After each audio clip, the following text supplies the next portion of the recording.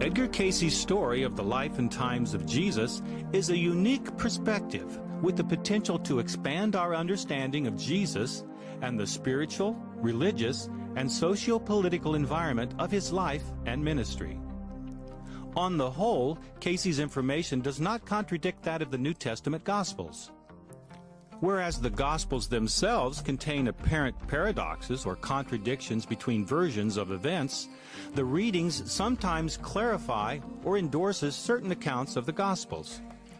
They provide supplementary detail and fill out some of the biblical characters, while adding a few individuals not mentioned in the Bible.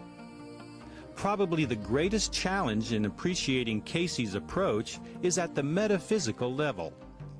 And yet this is where we have the greatest challenge within the traditional biblical accounts as well. As Cayce noted, concepts such as immaculate conception and virgin birth are stumbling stones to many worldly wise. The various miracles, and especially the resurrection of the dead, of which there are several in the Gospels, stretch credibility to the limit. Perhaps beyond the limit, as we are called upon to exercise faith instead of reason. Cayce's readings provide the broad and deep metaphysical foundation for understanding the context of these apparent miracles and violations of natural law. Cayce's cosmology and his story of the soul's journey through materiality include materialization and reincarnation as expressions of natural law. This broader metaphysical perspective is inherent, or at least latent, within the biblical accounts themselves, as we have seen. One of the problems in telling the story of the life and times of Jesus, based on the Cayce readings, is where to stop. He gave so much information about the early Christian church that it is tempting to follow through with that storyline as well. But that would be too much for one project. It is deserving of its own accounting, which I hope to undertake as a future project. One key point that I want to emphasize in closing is that Cayce regarded the story of the life and times of Jesus as extremely relevant for us today. Not only have many or most of the souls involved in that historical drama reincarnated, but the broader cycles of change also invite a feeling of expectancy, of hope in a new age. Perhaps Jesus' parable of the wineskin is an appropriate metaphor for grasping this connection.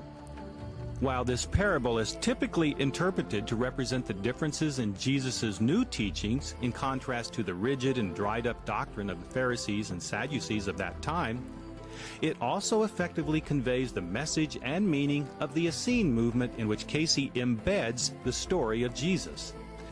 For Cayce's Essenes, divine revelation is not concluded, not a static body of Scripture like the Torah for the Sadducees and Pharisees. Rather, divine revelation is an ongoing creative process. God, by whatever name, still speaks to humanity through the dreams and visions, voices, and psychic experiences. This is the new wine of the Essenes from which the teachings of Jesus are derived. The study of reincarnation, astrology, numerology, and so forth provides the tools for understanding the mysteries of God.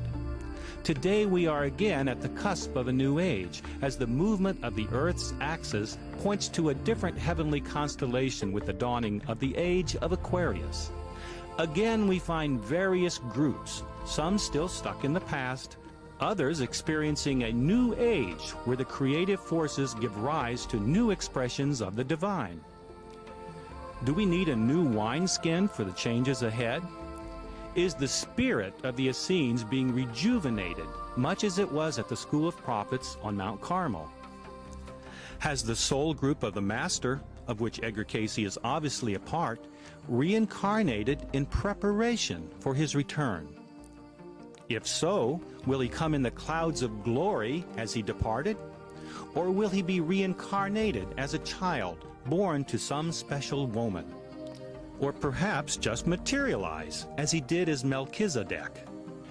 In a reading given in 1932, Cayce was asked about the biblical assertion that he will walk and talk with men of every clime. Cayce stated that he was present at the meetings in Geneva in 1919, where he sat at the peace conference that founded the League of Nations, the forerunner of the United Nations. So perhaps the soul that was Jesus is already among us. I will leave you with that thought to ponder. My prayer is that the information in this presentation will be helpful to those who are seeking and not harmful to anyone. I will conclude with one of Jesus' favorite sayings, "Peace be with you."